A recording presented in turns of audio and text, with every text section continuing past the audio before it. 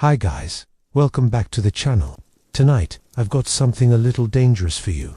We're going deep into the lives of women who wore crowns, but never played by the rules. History remembers them as queens, but their courts remembered them as something far more thrilling and far more dangerous. These were women who turned desire into diplomacy, who used scandal as a weapon, and who could make kings dance on their strings. One hosted feasts that ended in whispers the church dared not repeat. Another turned her husband's palace into a stage for her private plots, and every single one of them left behind stories that still make historians blush. So pour yourself a drink, settle in, because tonight we're stepping behind the velvet curtains to meet the most scandalous queens in history. Here, history isn't a list of dusty dates, it's alive, dangerous, and full of secrets. We dive past the polished portraits and official records, straight into the shadows where the real stories happened. Every episode takes you into candlelit corridors, whispered plots, and moments that changed empires, not with armies,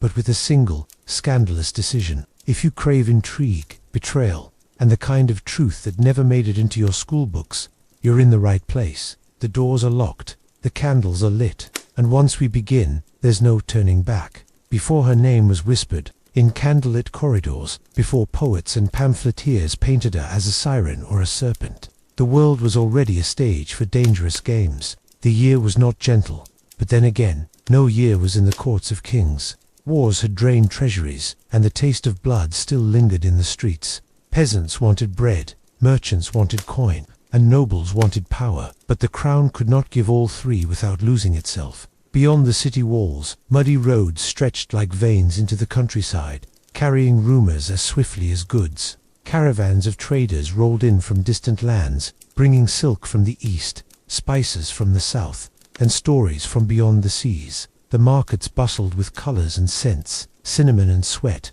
gold dust and horse dung mingling in the same breath. But inside the palace, the air was different. It was thick with unspoken bargains and rehearsed laughter. Servants glided through corridors with the precision of shadows. Courtiers exchanged glances, sharper than daggers. Each word weighed like a coin before it was spent. The king himself, outwardly mighty, draped in ermine and crowned in gold, sat on a throne that was not as steady as it looked. His alliances were stitched together from fraying threads, treaties signed over cups of wine, marriages sealed with a smile but soured with suspicion, oaths sworn before God but broken before breakfast. This was the stage our young woman would one day step onto. She was not yet queen, not even close, but her path was already being carved by forces she could not see. Her family was neither poor nor powerful, but dangerous enough to be noticed. Her father had been a soldier who understood the value of obedience, but also when to disobey. Her mother was a lady-in-waiting, the kind who could stand behind a throne for hours without moving, yet hear every word spoken, every sigh, every shift of tone. From the moment she could walk, she was being prepared. Her lessons were not just in prayers, manners, or needlework. She was taught to read people the way others read books, to notice a lord's hesitation before he lied, to spot the twitch of a hand that betrayed nervousness, to understand why someone looked at the wine before they drank it. Maps were her childhood toys. She could name the borders of the kingdom before she could name the saints. She knew which river ran red with the blood of past battles, which forest hid outlaws, which mountain passes opened to lands where the language sounded like a song. And then there was the city itself, the beating heart of the kingdom. Its streets wound like a tangle of secrets. By day, sunlight glinted off the cathedral spires, the market stalls, the painted shutters of wealthy merchants' homes. By night, torches flickered in the mist, and the sound of boots on cobblestones echoed between stone walls. The people lived in two worlds. In the taverns, they spoke freely of politics, scandals, and royal mistakes. But in the palace, those same tongues went still. One wrong word could mean the noose. One wrong listener could be the king's spy. The church towered over it all, not just in height, but in power. Priests preached humility on Sundays and collected gold from noble patrons on Mondays.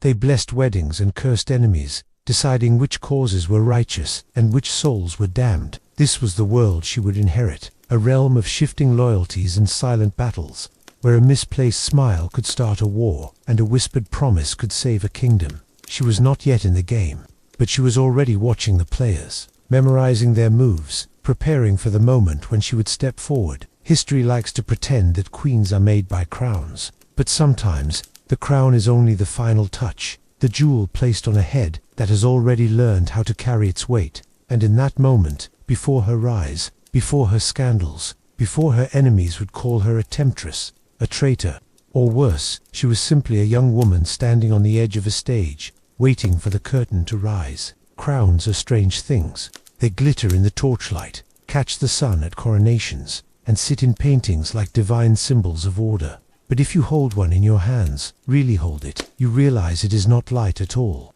It is cold, heavy, and utterly indifferent to the one who wears it. The palace, to an outsider, was a dream, a fortress of white stone, draped in banners of gold and crimson, its towers piercing the sky like spears aimed at heaven. Its gardens were cut into geometric perfection, every hedge trimmed, every fountain murmuring over clear marble basins. Musicians played in shaded courtyards, their notes floating over the air like perfume. But the walls kept more than luxury inside. They trapped whispers, grudges, and ambitions. And ambition, in this place, was more dangerous than any army. When the great hall filled for court, it looked like a festival. Noble women in gowns sewn with pearls moved like waves of silk, while lords with jeweled swords exchanged polite threats, disguised as compliments. The king sat above them all, his crown catching every flicker of torchlight, smiling the way one smiles when the knife is still hidden under the table. Behind that smile lay the truth. The throne was never secure. The royal treasury was shrinking faster than new coins could be minted. The nobles grumbled about new taxes, while the merchants demanded protection for their trade routes. Beyond the borders, rival kingdoms waited like wolves, testing the strength of the walls with the occasional raid, the occasional accidental insult sent by letter. The church pressed its own demands, its bishops moving like quiet generals, blessing the king's reign with one hand and tightening their grip with the other. And then there was the queen, the current one. She was no romantic figure.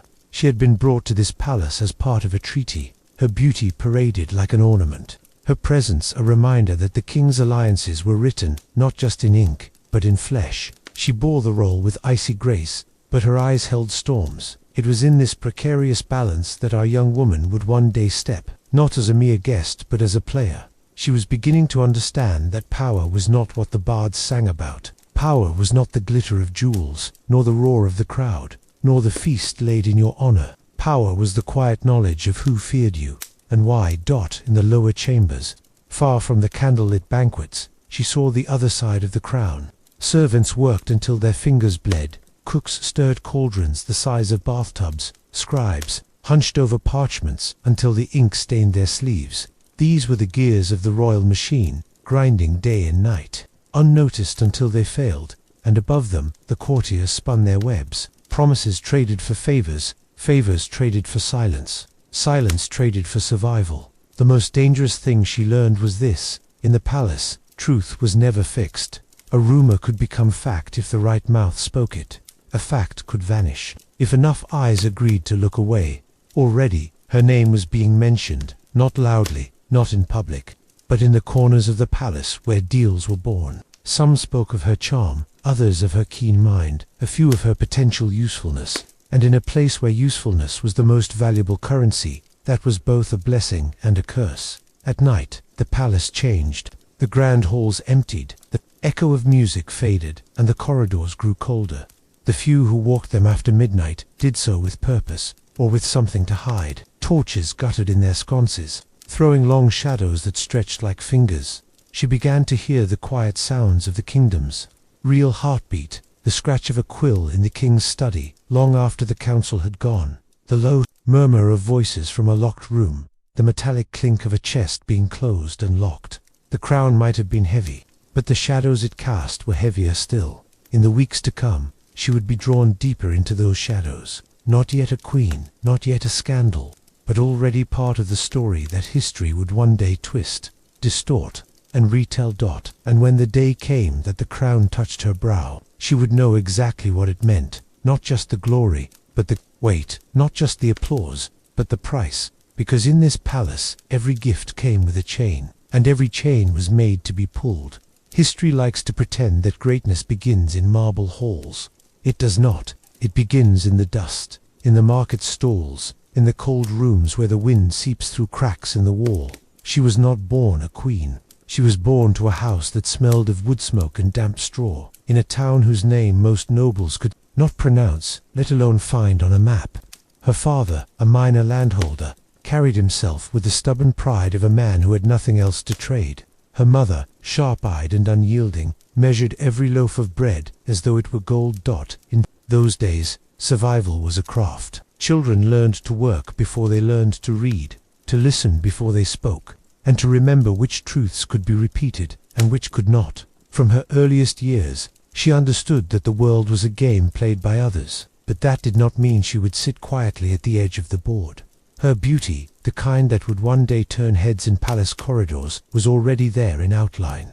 But beauty in the provinces was no shield. She learned to walk quickly through the market, to keep her gaze level but not challenging, to speak politely to men who thought politeness was permission. It was her mind that set her apart. She listened to the merchant women haggling and learned the art of pressing without pushing. She overheard travelers at the inn and pieced together a picture of the wider world, a world where fortunes rose and fell, not just with harvests, but with marriages, alliances, and secrets. Her father believed in old codes, loyalty to one's lord, obedience to the crown, honor above profit. Her mother believed in something far simpler, survival. Honor, she would say, is a fine thing, but you can't eat it. When she was 12, famine came.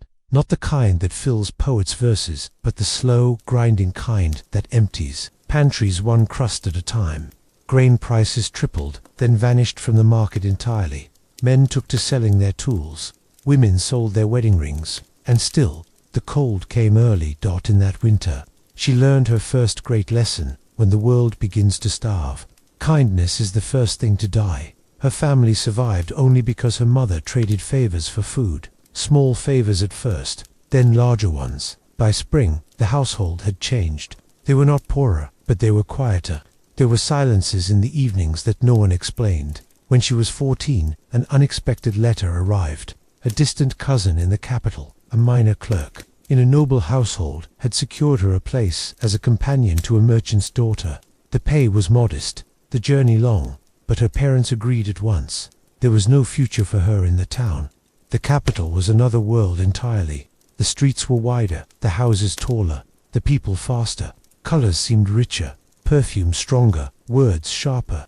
The palace stood above it all like a silent judge, its towers visible from almost anywhere. In the city, her duties as a companion were simple. Walk with the merchant's daughter in the gardens. Read with her, keep her company at lessons. But the role came with one advantage her parents had likely not foreseen: proximity. The merchant's household traded with minor nobles, supplying silks and fine imported goods. This meant that guests came often, and with them came stories, not the rough half-true tales told by travelers in the provinces, but the sharp-edged truths of court life. She learned to listen without seeming to listen. She learned which names drew laughter, which drew sighs, and which drew silence. She learned that a noble woman's smile could be an invitation, an insult, or both. At 17, she attended her first public gathering, a market fair blessed by the presence of a visiting noble family. She wore a dress borrowed from her mistress, a faded but still lovely gown of deep green, and carried herself as though it was silk, fresh from the loom. It was there she caught the passion of a certain lady in waiting to the queen, not with a flutter of lashes or a practiced curtsy, but with an offhand remark made at exactly the right moment. The lady smiled, not kindly, but with interest, and asked her name. That was the second great lesson. Opportunity rarely knocks. More often, it waits to see who is bold enough to approach. Within a year, she had left the merchant's household and entered the orbit of the court. Not at its center, not yet, but close enough to feel the pull. She fetched books, arranged flowers, and delivered messages that carried more weight than their paper suggested. She began to understand the unspoken language of power. Who stood where in a room? Who spoke first? Whose words were echoed and whose were ignored? She learned the value of being underestimated. By day, she was dutiful, modest, and forgettable. By night, she was something else entirely, a quiet observer, piecing together the invisible map of influence that stretched across the kingdom. And somewhere in the shadows of that map, her own path began to take shape. It was not yet scandal, not yet history, but the roots had been planted. The court of the late 15th century was a place where fortunes could be built in a single evening, or destroyed before the morning bell. For the young woman who would one day wear the crown, every step was calculated, every word chosen as carefully as a jeweler selects his finest gem. She had learned early that the palace was not just a residence, it was a battlefield without swords. The weapons here were sharper, glances, alliances, secrets, and she, though still in her youth, wielded them with the skill of a seasoned general. The turning point her rise began quietly, not with a royal proclamation, but with a marriage proposal. The king's eldest brother, a man known for his scholarly mind and distant temperament, took notice of her during a spring banquet. He admired her wit, the way she could discuss philosophy and poetry, without slipping into the dull recitations of court-educated ladies. But fate intervened. Before their engagement could be finalized, the brother fell ill and died suddenly. Whispers blamed bad wine. Others spoke of an inherited weakness in the royal bloodline. For her, the tragedy was both a loss and an opening. She was now known, at court, remembered by the king himself for her grace at that banquet. An unlikely patron every rise needs a sponsor, and hers came in the form of the Dowager Queen, the king's mother. The old queen was feared for her sharp tongue and iron will, but she saw something in the young woman that reminded her of her own youth, ambition wrapped in silk. She took the girl under her wing, offering not just access to royal functions, but a place in her private apartments. It was there, over long afternoons of embroidery and state gossip, that she learned the true architecture of power, who owed whom, which alliances were rusted, which could be forged anew. First taste of influence, the first time she shaped the course of the realm, came during a border dispute with a neighboring duchy. The king's ministers were divided, some urging for war, others for diplomacy. In the presence of the Dowager Queen, she suggested an alternative, a marriage alliance between the king's cousin and the duke's niece. The idea, delicate and seemingly harmless, won the king's favor.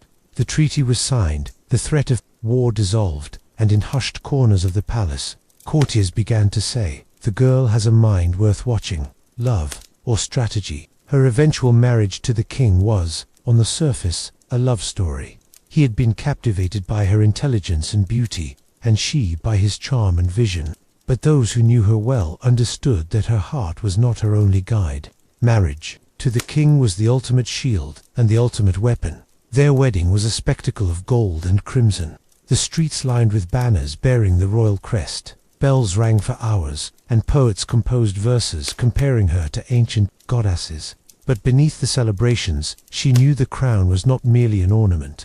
It was a test. The new queen's challenger's queenship was no gentle throne. From the moment she was crowned, she was measured, not just in beauty and grace, but in her ability to navigate the ceaseless storms of court politics.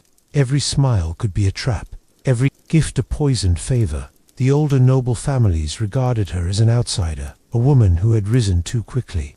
They doubted her lineage, mocked her provincial upbringing in whispers. She responded not with outrage, but with calculation. Her first move was to secure her own circle. Ladies-in-waiting, loyal not to their families, but to her. She placed them strategically, like chess pieces, in the households of powerful nobles. They became her eyes and ears, carrying back information that allowed her to anticipate plots before they fully bloomed. Cultural patronage. The queen understood that power was not only maintained through politics, but through legacy. She began funding artists, musicians, and scholars, turning the court into a center of culture. Painters immortalized her in portraits, where every detail from the angle of her head to the choice of background was designed to convey majesty. Her patronage won her public favor, a shield against the daggers of her political rivals. Commoners adored her festivals, merchants profited from her taste for fine goods, and foreign visitors returned home speaking of her elegance.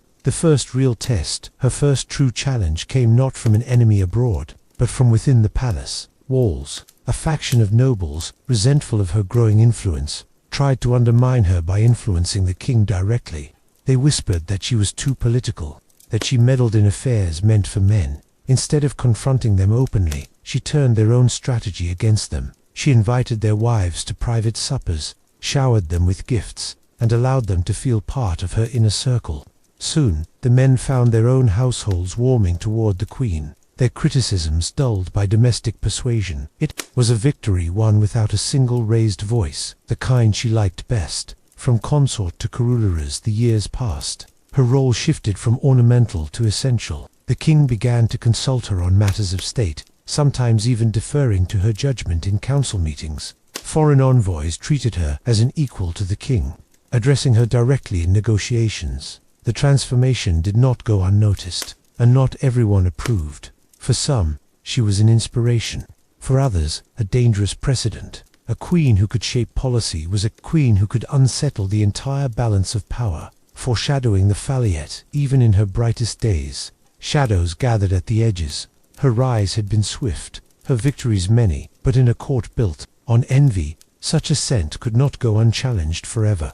There were those who bided their time, waiting for the smallest crack in her perfect facade, and when it came in the form of a whisper, a rumor, a story too delicious to ignore, it would change the course of her reign forever. The summer of 1527 arrived, not with the gentle scent of roses, but with a whisper, sharp as a blade, light as a moth's wing. It began in the market stalls, drifting between the murmurs of fishwives and spice merchants, until it reached the marble corridors of the royal court. A whisper that Her Majesty, the Queen, the untouchable jewel of the realm, had been seen alone in the Western Gardens, with a man who was not her husband. No one could say with certainty who started it. Some swore it was a jealous lady-in-waiting, spurned after being replaced in the Queen's inner circle. Others blamed a foreign ambassador, eager to destabilize the court. But by the time the rumor reached the king's ear, it had already grown. Teeth no longer a mere garden stroll, but an intimate exchange, a lingering touch, a shared secret. The queen, poised as always, denied nothing, and confirmed nothing. Her silence was not weakness, it was a calculated move. She knew that in court politics, denial could make you seem defensive, while silence could make you dangerous. The setting of the scandal, the palace, was a labyrinth. Oh, shadows and gold. Every corridor echoed with footsteps that could belong to a friend or a spy. Servants moved like ghosts, slipping in and out of rooms with their heads bowed but their ears wide open. In such a place, privacy was a myth. A stray glance could become a story. A smile could be weaponized. That summer, the king's attention was occupied with a brewing border conflict. Diplomats crowded his council chambers, and couriers came and went with maps rolled under their arms. This left the queen free from the constant surveillance of her husband, and free to be the central figure of the court's most tantalizing speculation. The man in question, he was no ordinary courtier, tall, with a soldier's bearing and the kind of scar on his cheek that spoke of battles fought for honor rather than coin. He had been recently appointed as captain of the royal guard, and though his official duty was to protect the queen, the way his gaze lingered suggested something far less official. Some claimed they saw him walking beside her in the moonlit gardens, their steps slow, their voices low. Others swore they passed her private chambers at dawn and heard the faint murmur of a man's voice from within. Whether these moments were truth or invention hardly mattered. In a court like this, perception was reality. Why the rumor took root. The queen's beauty was the subject of poems, her charm the envy of noblewomen and the downfall of many men. But it was her independence that truly unsettled the court. She read political treatises, debated with ambassadors, and made decisions that the king sometimes endorsed after she had already set them in motion. To her enemies, the scandal was a gift, a perfect way to undermine her influence. If she could be painted as morally compromised, every decision she made could be questioned.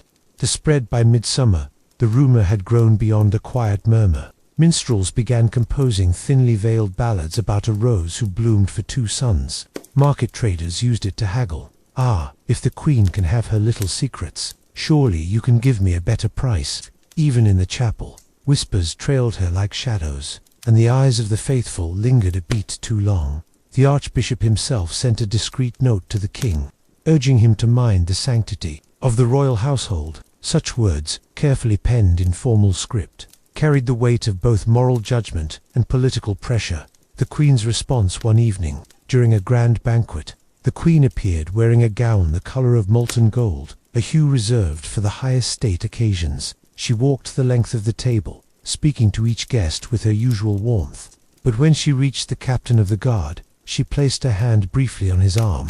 A pause, a smile, a knowing look that was subtle enough to be innocent, bold enough to be scandalous. It was a massive stroke. Her gesture could be interpreted in 100 ways, and she allowed each courtier to choose their own version of the truth. Behind closed doors, what truly happened between them, if anything at all, remained locked away behind guarded expressions and carefully orchestrated moments. The Queen understood that sometimes suggestion was more powerful than any confession. By letting the rumor live, she kept her rivals occupied, chasing shadows while she maneuvered in the political daylight. But every game has its risks, and though she held the court in the palm of her hand, a single wrong move could see it all crumble. The whispers no longer clung to corners. They marched boldly through palace corridors. Servants repeated them under the pretense of bowing. Ambassadors carried them across borders wrapped in polite conversation, and poets, always eager to gamble their verses, slipped these into ballads. For months, the Queen maintained her silence, a silence that was not submission but strategy. Those who knew her best understood this was the most dangerous phase. When her lips did not move, her mind was busiest. She attended banquets with the grace of an untouchable deity, her smile as steady as the moon's glow, even as every toast in her honor was laced with double meaning. But behind the silk screens of her private chambers, she was at work. Couriers traveled in the dead of night carrying sealed letters, each bearing a wax insignia she rarely used, an emblem not of her crown, but of her personal seal, known only to her most loyal confidants. These messages reached far-flung allies, both noble and shadowborn. One by one, pieces began to move on her invisible chessboard. A merchant owed her a debt. His ships conveniently arrived in port with rare goods that she gifted publicly to key nobles, ensuring their loyalty.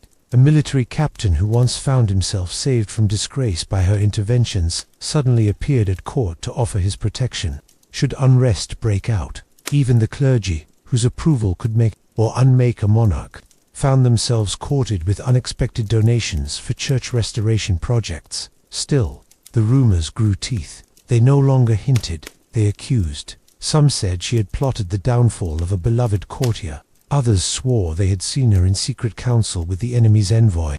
The most damning claimed she had manipulated the king himself, turning policy into a game she alone played to win. The Queen's patience thinned. It was one thing to dance with shadows, it was another to let them dictate the steps. She began to take subtle, surgical actions.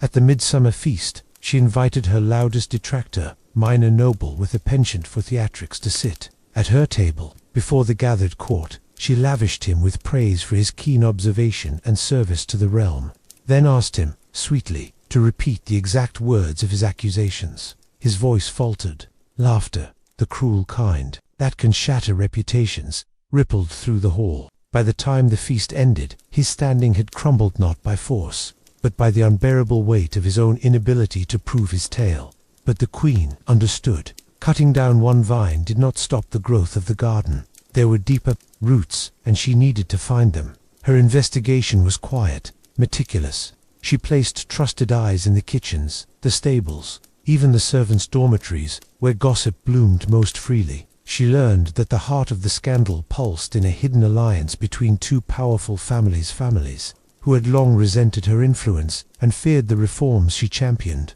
It was then that she made her boldest move. Instead of confronting them directly, she arranged a lavish tournament in the capital. The entire nobility was invited, including her enemies.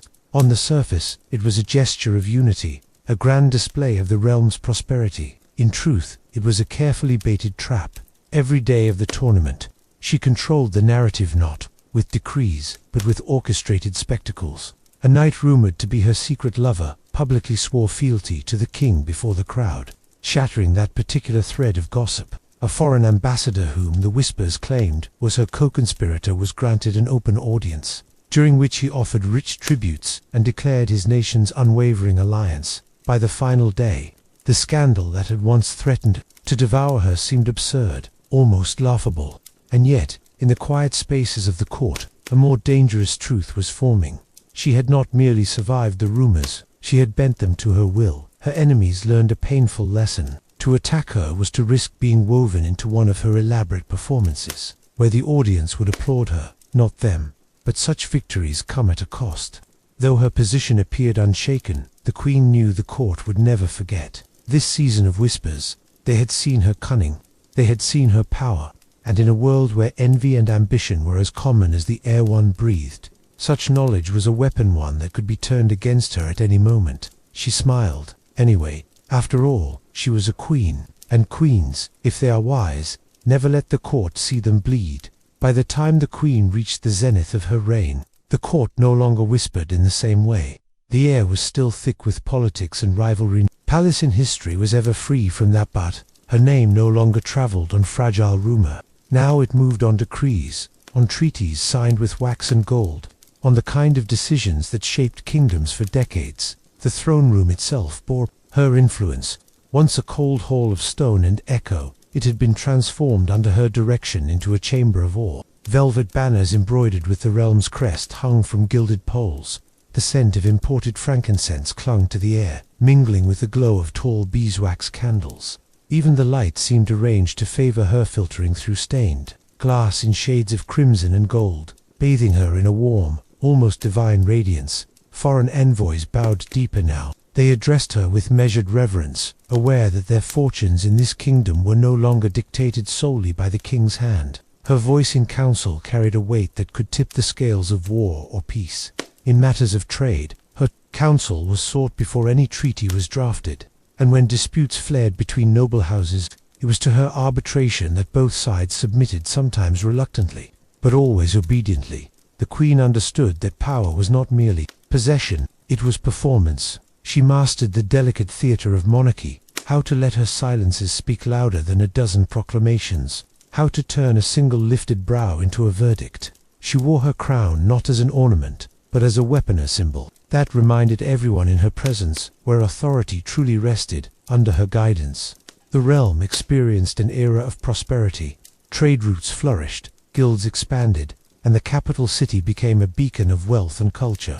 Scholars, poets, and craftsmen flocked to her court, knowing that patronage from the queen's hand was a seal of immortality. It was said that no poet ever left her hall without inspiration, and no architect without a commission.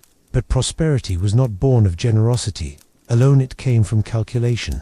She had mastered the art of political balance, ensuring that no single faction in the nobility grew too strong. Allies were kept close with privileges and honors. Rivals were kept closer still, bound by debts they did not realize they owed until repayment was impossible. This was also the period in which her image, crafted so carefully over years, solidified into legend. Artists painted her in garments of deep scarlet and gold, often with a scepter in one hand and a scroll in the other, the embodiment of both command and wisdom. A famed playwright, whose works would survive for centuries, modeled his heroine after her, portraying a queen whose words could end a war without a sword being drawn. Yet, for all her outward strength, she knew the fragility of such heights. The higher one climbs, the more dangerous the fall. She never forgot the seasons of rumor and betrayal that had once threatened her crown. Beneath the opulent ceremonies and public displays, she maintained a private network of informants, couriers, and watchers. The market woman who sold oranges in the square, the boy who polished the knight's armor, the monk who copied manuscripts in the abbey, each might carry to her a piece of information that could avert disaster. Her enemies had not disappeared. They had simply learned to smile in her presence. Some waited for her to falter, convinced that age or overconfidence would loosen her grip. Others plotted in subtler ways, weaving alliances through marriages and trade agreements in hopes of tilting the balance of power. The queen countered with a mastery that seemed effortless. She arranged marriages that bound potential threats into loyalty, placed loyal commanders at key garrisons, and cultivated friendships with influential foreign courts. There was an elegance to her maneuvering, no heavy hand, no overt force. She ruled through inevitability. By the time her opponents realized her plan, they were already entangled in it. The people adored her. She walked among them during festivals, accepting flowers from children and blessings from the elderly. She funded public works, bridges, aqueducts, marketplaces that bore her insignia, ensuring that her name was not just spoken in noble halls, but carved into the very stone of the realm. Her popularity was a shield no assassin's blade could pierce. To strike at her was to risk the wrath of the nation itself. And yet, there were signs, faint, almost imperceptible, that the summit she stood upon could not last forever. A shifting alliance here, a resentful noble there, an unforeseen drought in a key province. The queen noticed them all. She kept them locked away in the private vault of her mind, never allowing the court to see her concern. For now, she was untouchable. The power she held was absolute in appearance, but she knew better than to believe in absolutes. History had taught her that the most dangerous moment for any ruler was when they believed themselves invincible. So she smiled at banquets, received ambassadors with grace, and signed decrees with a steady hand. But in the quiet hours before dawn, when the palace slept and the world seemed still, she planned. For even at the height of power, a wise queen prepares for the day when the winds will change. The year that marked her 15th on the throne began with a winter so harsh that the river froze solid for the first time in decades. Children skated across its glittering surface, while merchants cursed the halted trade.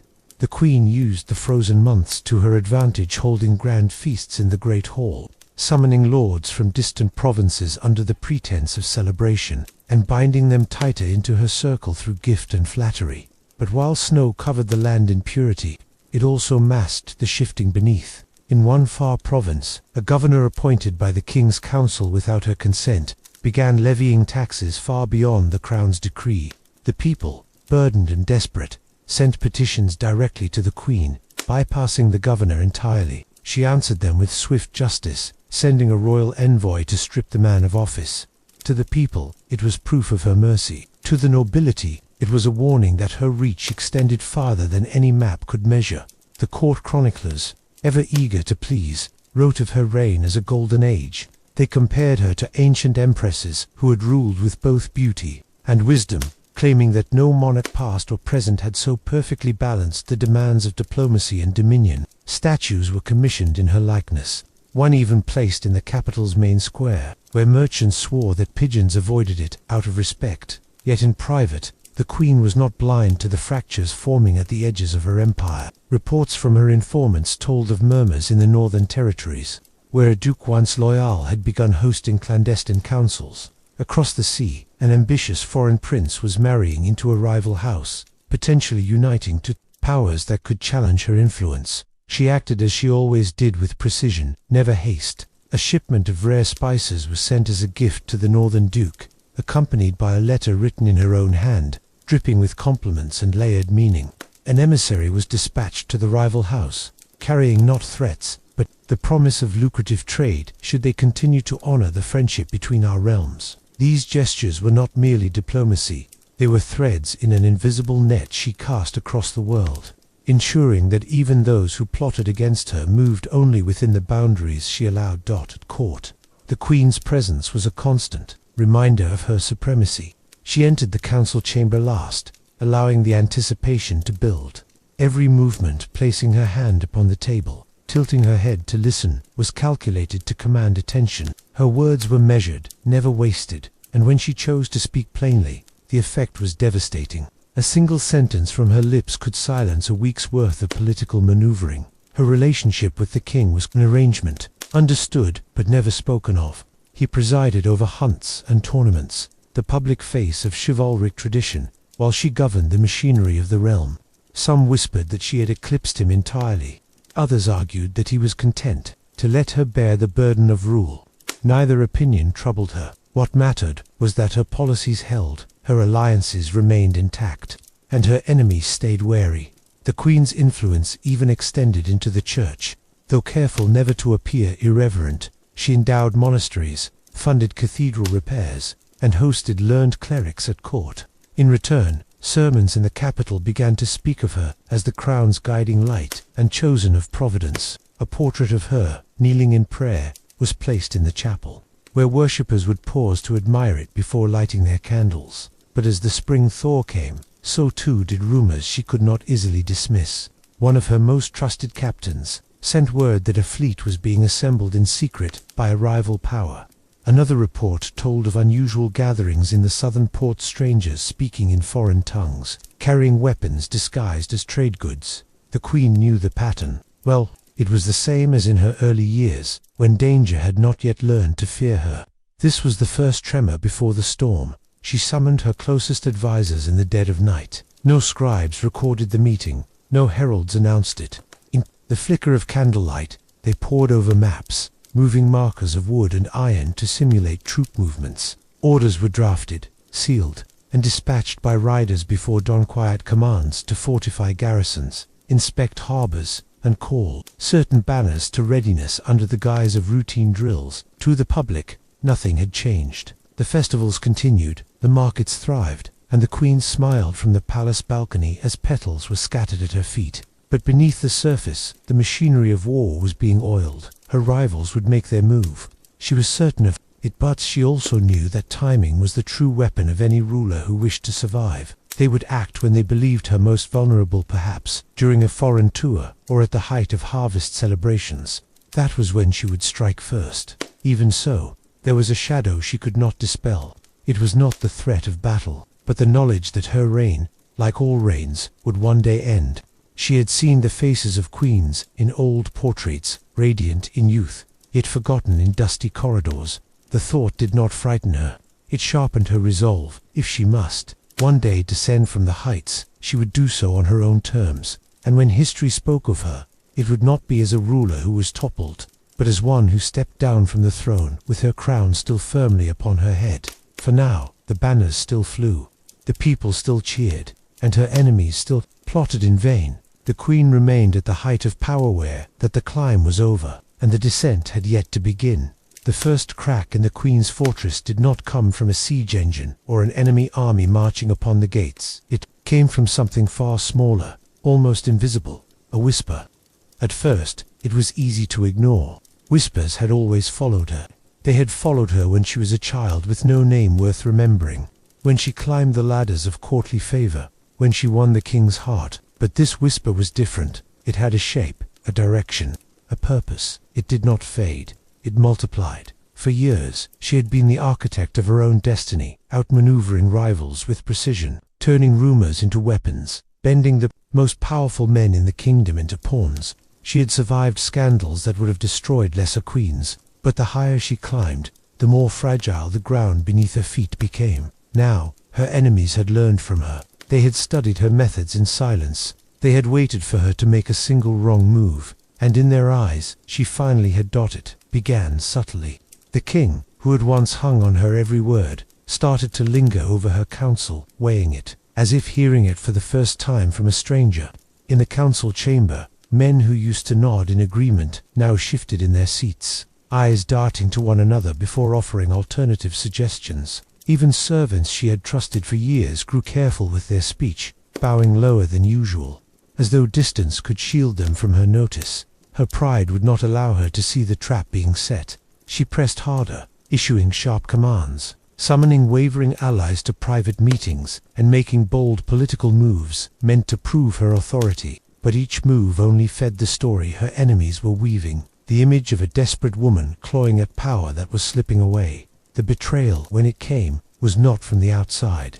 It came from her own table. One of her closest confidants, a woman she had plucked from obscurity and transformed into nobility, turned against her. The promise of safety, and perhaps the gleam of a richer prize, had been enough to buy her loyalty to the other side. The queen never saw the dagger until it was buried deep. Letters she had written in confidence, filled with biting observations about the nobility and her careful strategies for steering the king's decisions, were read aloud in the royal council.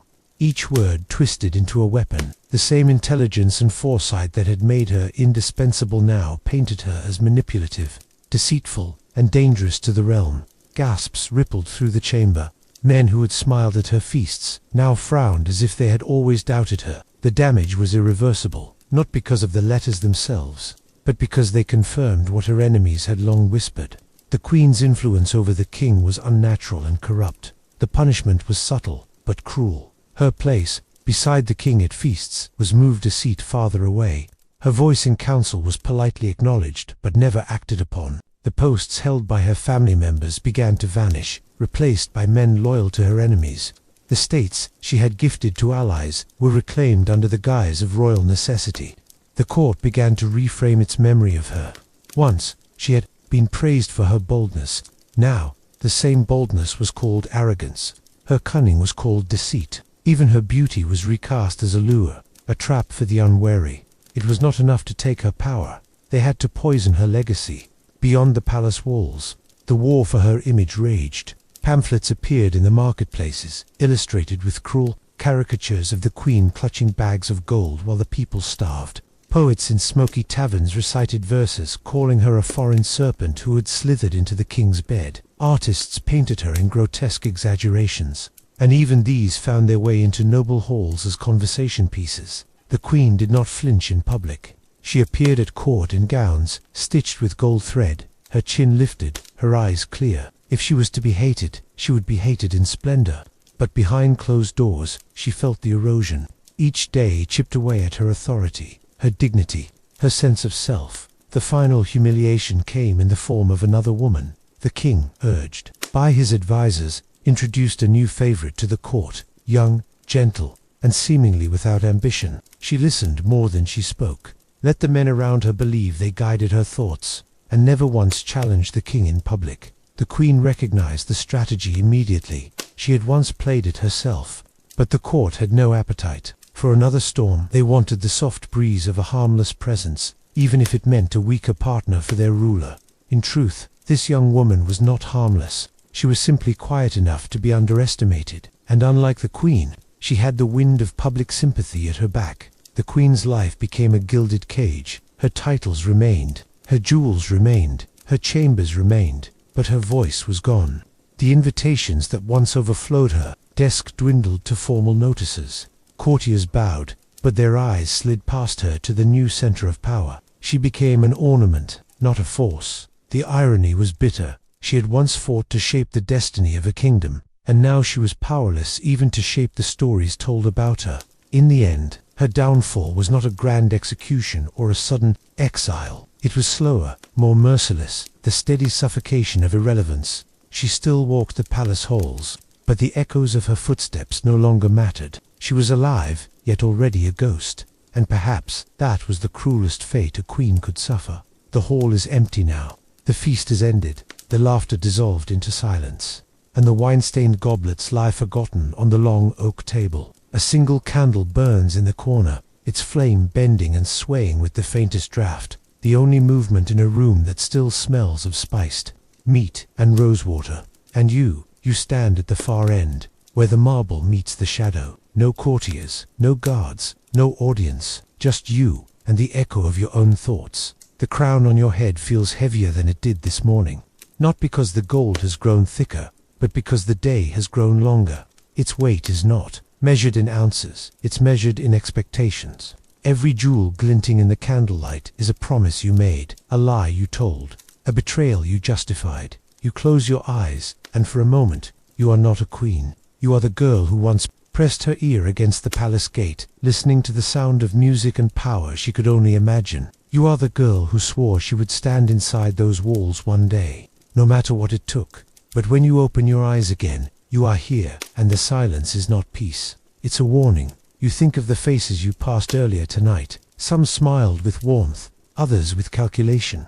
One or two couldn't even hide the disdain. All of them waiting, always waiting, for you to stumble. Because a queen who never falters is dangerous, but a queen who falls, she's entertainment. You remember the first time you felt the sting of rumor. It came not as a shout, but as a whisper, delicate, almost polite, slipping through the air like perfume.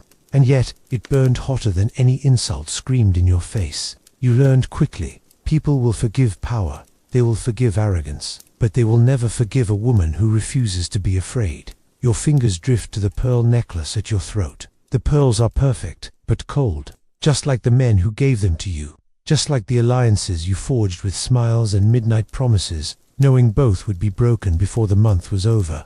You didn't do it because you wanted to, you did it because you had to, because every step forward was over a floor of glass, and every wrong move would send you falling into a pit lined with sharpened tongues. The candle flickers, and for a second you see your reflection in the polished silver platter still lying on the table. Not the reflection they see, not the painted face, the jeweled hair. You see the lines of worry at the corners of your eyes, the faint crease between your brows from years of thinking faster than you could breathe. The shadow of someone who has learned that love, here, is just another transaction. You breathe in slowly, trying to steady the pounding in your chest. Power was never the goal, was it? Power was just the shield. What you really wanted was safety. A place where you could sleep without listening for footsteps in the hall. A life where you didn't have to smile when you were bleeding inside. And yet, here you are, safe from nothing, guarded from no one. You step toward the candle, your hand brushing the edge of the table. The wood is smooth, worn from decades of other hands, other rulers. You wonder if they felt this same quiet ache when the guests had gone home. Did they wonder, as you do now, whether the crown had changed them beyond recognition? Did they ever look at their reflection and think, I am not who I was? Your mind drifts to the nights you spent pacing alone, replaying conversations, reweighing decisions. That one alliance you made, knowing it would destroy another.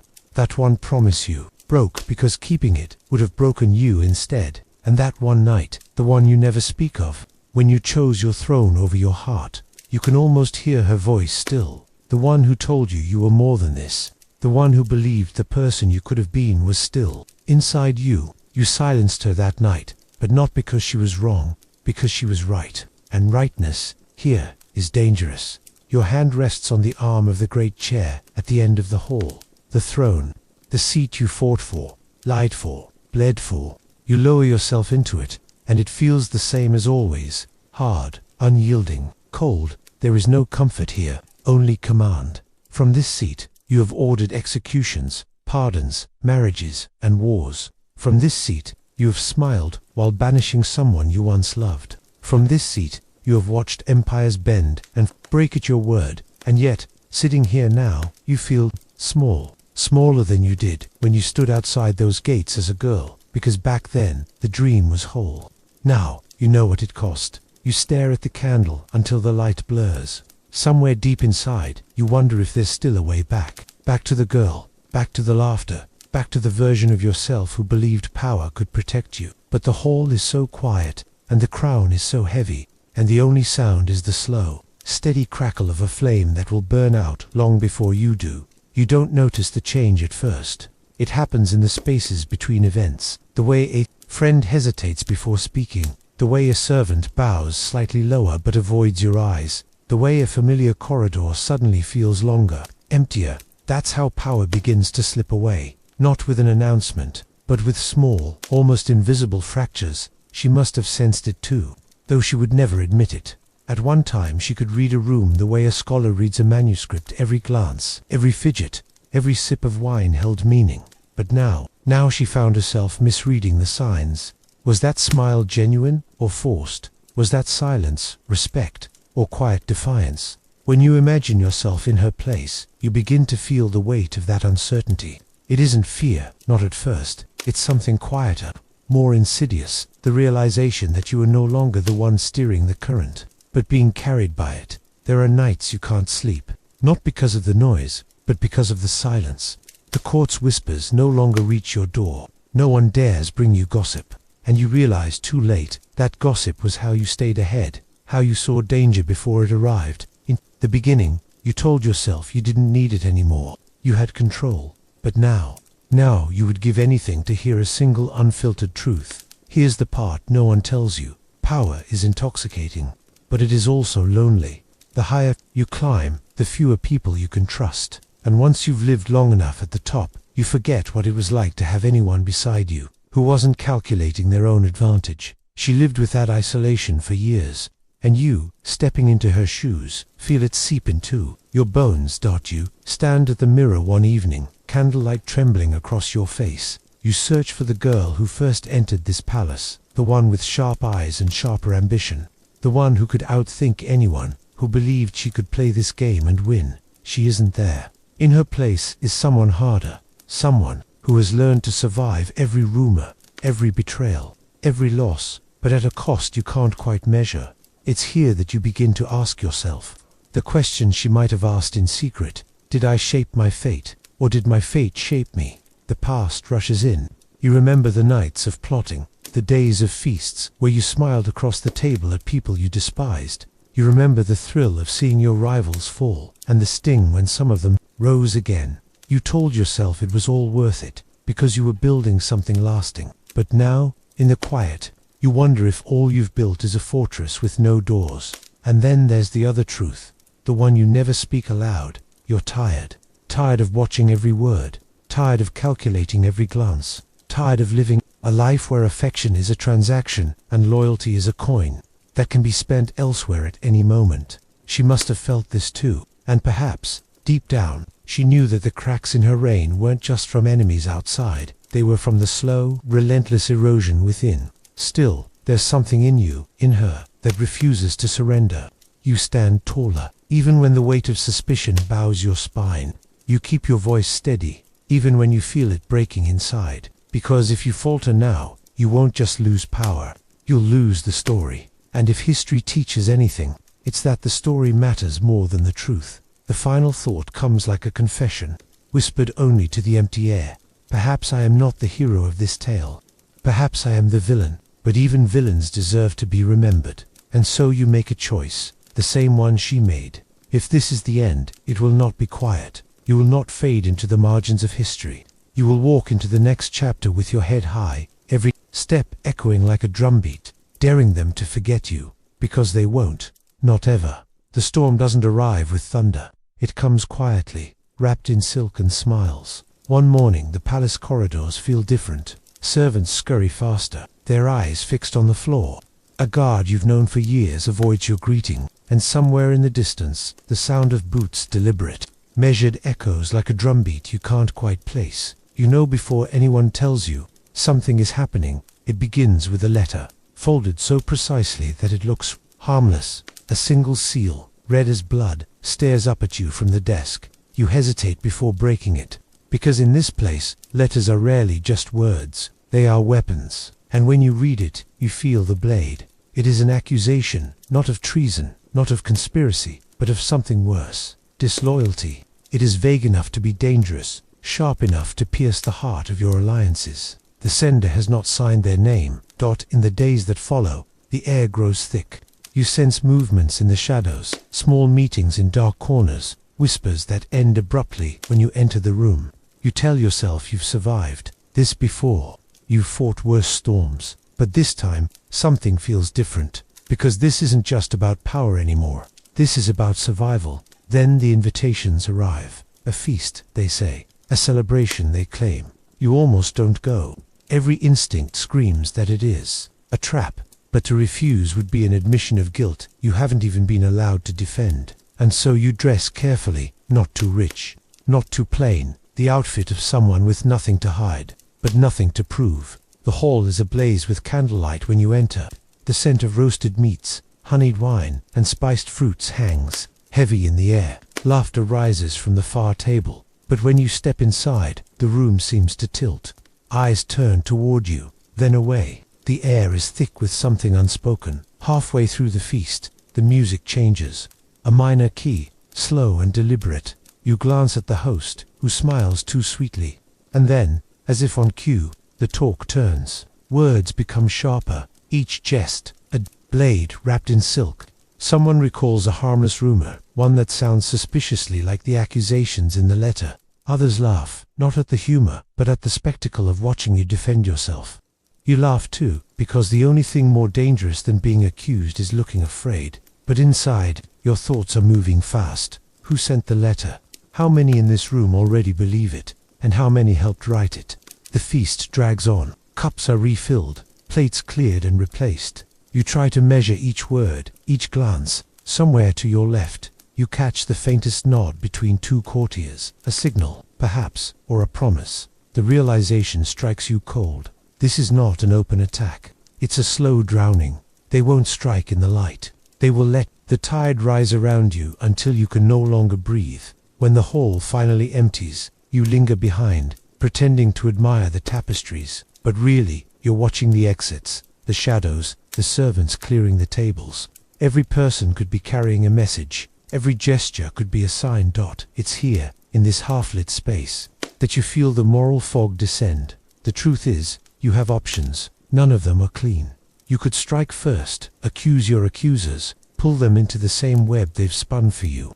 You could make an example of one, publicly and brutally, so the rest think twice. Or you could try to play the long game, outlasting the storm until their momentum breaks. But all of these come with a cost. An innocent may fall. A loyal friend may be ruined. And once you choose a path, there is no turning back. This is the curse of the throne. Every choice leaves blood on your hands. Whether you meant it or not, you remember the faces of those you've already stepped over to stay in power. You remember the bargains you made, the favors you granted, the debts you left unpaid. And you wonder, not for the first time, whether the line between justice and vengeance ever truly existed here, or whether it was only an illusion you clung to when it suited you. The next morning, the air is colder. A messenger arrives with news. One of your closest allies has been taken for questioning. No charges have been made public, but the message is clear. You are next. Standing at the window, you watch the courtyard below. Guards move in pairs. Servants whisper at the edges of the walls. A flock of crows circles above the gate. There, wings black against the pale sky. You feel the old part of yourself stirring, the part that refused to bow, that fought for every scrap of influence, but alongside it is something new, the weariness of someone who knows that even victory here might be hollow. That night, you walk the corridors alone. Your footsteps echo like a challenge. Every shadow could hide a spy. Every door could conceal an enemy. But you keep walking, because the only thing worse than being hunted is letting them see you run. Somewhere deep in the palace, you hear voices. They are speaking your name. You pause in the darkness, listening. The words are indistinct, but the tone is clear. The decision has been made. You return to your chambers with the understanding that the game is nearly over, not because you have lost your cunning, but because the board itself has shifted. The players have changed, the alliances rewritten, the rules bent until they no longer favor you. In this moment, the fog is at its thickest. You cannot tell friend from enemy. You cannot tell right from wrong. You only know that the next move must be yours, and it must be decisive. At your desk, you unroll a fresh sheet of parchment. You dip the quill, hesitating just long enough to feel the weight of what you're about to do. This letter will set the course of everything that follows. It will save you or damn you, perhaps both. And as the ink spills across the page, you realize something you've never admitted before. This was never about good or evil. It was always about survival. The night was gone, swallowed by a pale and reluctant dawn. The city, which had been a cauldron of whispers and restless footsteps only hours ago, now seemed to hold its breath. The palace looked almost innocent in the soft morning light, as though marble walls and gilded gates could pretend not to remember what had happened within them. But the people remembered. They always did. By the time the first market stalls opened, the rumors had already spread like smoke through the narrow streets. Servants whispered behind sleeves. Merchants lingered a little too long in conversation, swapping tales they weren't supposed to know. The Queen's name was on every tongue, though few dared to say it above a murmur. Some spoke with scandalized delight, others with sharpened malice. In the royal chambers, the air was heavy, not with incense or perfume, but with the weight of consequence. The Queen sat at her dressing table, her reflection fractured by the small cracks in the mirror's surface. She could hear the muffled bustle of the palace awakening, but no one dared knock on her door yet, not until they knew whether she would emerge as untouchable as ever, or as a hunted woman. Her ladies-in-waiting, usually quick to chatter, were subdued. They moved quietly, as though afraid to disturb the balance of the day. When they met her, eyes in the mirror, they quickly looked away. She understood why. They, too, were calculating whether their loyalty to her was still worth the risk. For the Queen, the morning after was always the most dangerous time. The act itself, whether it had been a calculated power play or a reckless indulgence, was only half the battle. The real war began in daylight, when every courtier, ambassador, and noble weighed the advantage of aligning with her, or abandoning her. The king's reaction was still unknown. That uncertainty was a blade at her throat. By mid-morning she knew he had heard. The walls of the palace carried news faster than any messenger. What she didn't know was whether he would confront her privately, punish her publicly, or, worst of all, do nothing at all, leaving her to stew in the knowledge that retribution could come at any time at court. Faces turned when she entered. The hall was warm with the glow of sunlight streaming through stained glass, but she felt the chill of 100 eyes assessing her. The ambassadors from foreign lands looked on with a mix of curiosity and glee.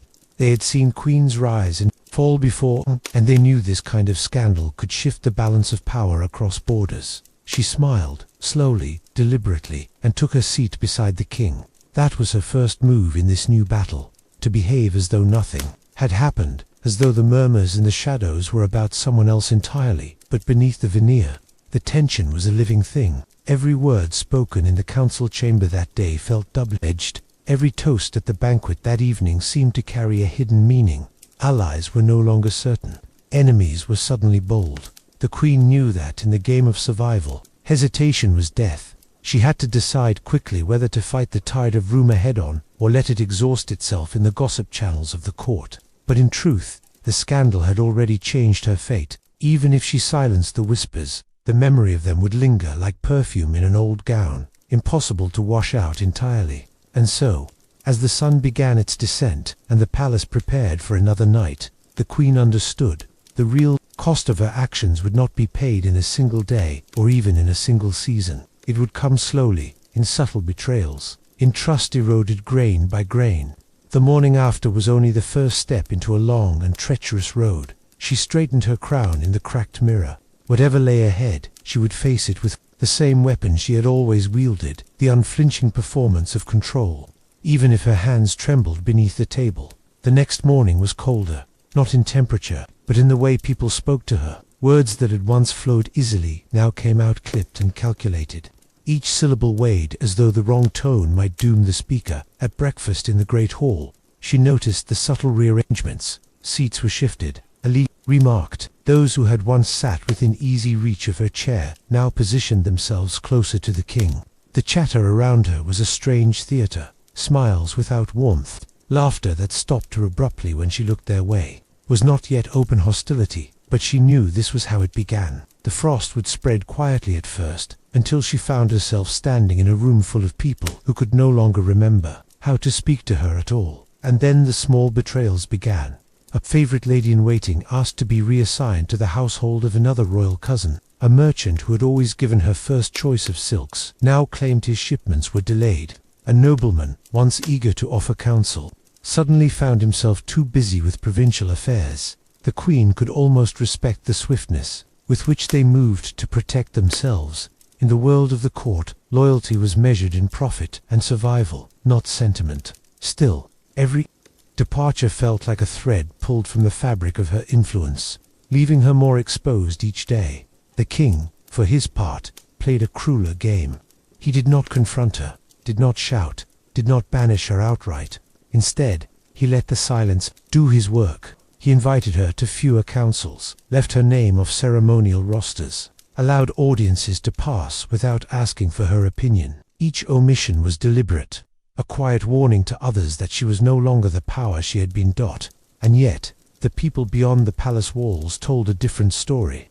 In the streets, the scandal made her into a kind of legend, a figure whispered about in taverns and marketplaces. Some admired her audacity, others cursed her as a corrupter of the realm. But whether in praise or in condemnation, they spoke her name with fascination. She was no longer just a queen, she was a living myth, tangled in controversy. That, she realized, was her one advantage. If the court saw her as weakened, she could draw strength from the people who still saw her as dangerous, untamed. She began to appear in public more often, riding through the city with her head held high, attending masses in the grand cathedral, offering alms to the poor. Every gesture was calculated to remind both her allies and her enemies that she was still here, still unbroken. But defiance came at a cost. The king began placing subtle restrictions on her movements. Requests for travel were lost in bureaucratic delay. Her closest servants were replaced with strangers loyal to him. Even her correspondence was intercepted, letters opened, resealed, and sometimes never delivered. Her private life shrank. Conversations in her own chambers were conducted in whispers, and every glance toward the door was laced with suspicion. She had learned to sleep lightly, knowing that footsteps in the corridor could mean anything, from a harmless patrol to the approach of an arrest. The real breaking point came not in a dramatic confrontation, but in something far smaller. One afternoon, she received word that a dear friend, a woman who had stood beside her through years of intrigue, had been accused of treason. The charges were thin, almost laughable, but the punishment was real. The friend was exiled within the week, sent to a crumbling estate at the edge of the kingdom. It was then that the queen understood the king's true strategy. He would not destroy her directly. He would dismantle her piece by piece, taking from her the people she loved, the places she trusted, until she stood alone in a gilded cage, In the months that followed, the palace became unbearable. The corridors were filled with echoes of her own footsteps, the mirrors reflecting not her face, but the face of a woman she barely recognized, one marked by the slow erosion of power. Still, she refused to yield. If they were determined to strip her of influence, she would make every act of compliance seem like a victory of her own choosing. She learned to smile in the council chamber, even when her voice was ignored. She hosted small, intimate gatherings in her private apartments, cultivating a new circle of confidants, not nobles or politicians, but scholars, artists, and poets whose loyalty could not be bought with titles. And in the quiet of the night, she began planning. The scandal had taken much from her, but it had also taught her something vital. Survival was not about holding the throne. It was about making yourself impossible to erase from history. If the court would not allow her to rule, she would rule in another way, one that could not be undone by whispers or exile. The morning after might have been the beginning of her fall, but it was not the end of her story. Not yet. History rarely gives us the satisfaction of a clean ending. When we think of queens, we imagine coronations and jeweled crowns, not the slow suffocation of influence that happens behind the velvet curtains. But in truth, her fate was not sealed by a single dramatic blow. It was sealed by a series of quiet, deliberate absences. No banishment to a distant convent, no execution in the square, just the slow turning of faces away from her, until she could no longer tell whether the world was ignoring her or simply pretending she wasn't there. And yet, the strangest part is this: centuries later, we still speak her name, not because she ruled wisely, or because she ruled well, but because she refused to vanish when she was told to. In a world that demanded her silence, she made her very survival into an act of defiance. When we look at her story now, stripped of the gold leaf and medieval banners, it feels startlingly familiar. How many of us have lived through our own morning after moments, those days when the applause fades, when the people who swore loyalty are suddenly too busy, when the job you thought was secure is taken away without warning. It's the same in boardrooms as it was in the throne room. A new boss comes in, your work is quietly reassigned, your seat at the meeting table is moved to the edge. Nobody says the word exile, but you feel it in every email you're left off of. And like her, we are often forced into that impossible choice. Do you retreat gracefully, pretending it was your idea all along? Or do you hold your ground, knowing that every day you stay will be used as evidence against you? In the Queen's time, survival meant adapting faster than your enemies could undermine you. Today, survival means learning to navigate systems that can erase you without a trace. Algorithms, corporate restructures, shifting political climates. The weapons have changed, but the strategy is the same. Isolate, discredit, replace. The Queen understood something most of us learned the hard way. You can lose your formal power and still hold influence, if you know how to make yourself unforgettable. She did it by turning her image into legend, by walking through the streets when everyone expected her to hide, by becoming a symbol of something larger than the scandal itself. In our era, that strategy might look like controlling your own narrative online. It might mean refusing to let others tell your story before you do.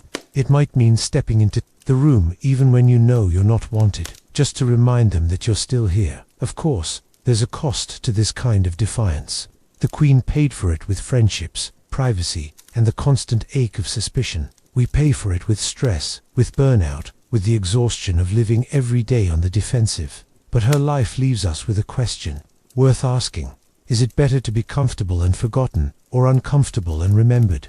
The truth is, history is full of people who were quietly erased because they chose the former. It remembers those who chose the latter, those who stayed visible, even when visibility meant danger.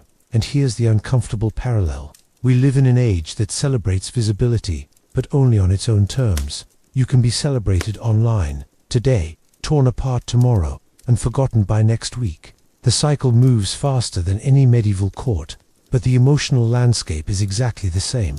The Queen's morning after lasted for months. Ours can happen in the space of a trending hashtag. What makes her story so enduring isn't the scandal that started it. It's the way she responded when she realized the walls were closing in. She understood that legacy isn't about winning every battle. It's about making sure that when people look back, your name still provokes a reaction. Because indifference, in the end, is the only true death. So maybe her life isn't just a medieval cautionary tale. Maybe it's a survival manual. written in the margins of history for anyone who's ever been pushed to the edges of their own kingdom, whether that kingdom is a palace, a workplace, a relationship, or an entire online community. She teaches us that you don't always get to choose the scandal that finds you, but you do get to choose what comes after. You get to decide whether the morning after is the beginning of your end, or the start of your reinvention. Centuries later, courtiers who shunned her are forgotten. The merchants who denied her silks have no statues. The nobles who refused her counsel left no songs. But her name, tarnished, complicated, impossible to fit neatly into the moral codes of her time, still travels through the centuries, carried in the mouths of storytellers. And now, it's in yours. If you've ever felt the sting of being sidelined, if you've ever had to smile through a meeting knowing you're no longer part of the conversation, if you've ever had to rebuild yourself from the scraps of what was taken from you, then you already know her better than you. Think. Her crown was made of gold. Yours may be invisible, but the weight of holding it in place, when everyone's trying to knock it from your head, feels exactly the same. And maybe, like her, you'll discover that sometimes survival is its own form of victory. If history has taught us anything, it's that power is never truly lost, it just changes hands. And the whispers of the past don't fade, they wait. You've just walked through a world of betrayal, forbidden passions, and decisions that shaped empires. But this is only one story. There are dozens more queens whose crowns were as heavy with guilt as they were with gold, empresses who bent the rules until they broke, and rulers whose downfall began with a single, reckless night. If you want to keep uncovering these forbidden chapters, the kind that never made it into the polite versions of history, you have a choice to make right now: step back into the safety of the known, or take another step deeper into the shadows. It's not just about hearing a story, it's about being part of the kind of audience who refuses to accept the whitewashed version, the kind who wants the truth, raw, tangled, and dripping with the very human flaws that shaped the world we live in. So here's what you do: stay with us, keep the candles lit, keep the questions burning. Every week a new door opens, and behind it, a new scandal, a new secret, a new reason to wonder how much of history was written in ink, and how much in whispers. Don't just be a spectator, be part of the circle that dares to listen. The next queen, the next empress, the next empire is already waiting in the shadows. Are you ready to walk through the door?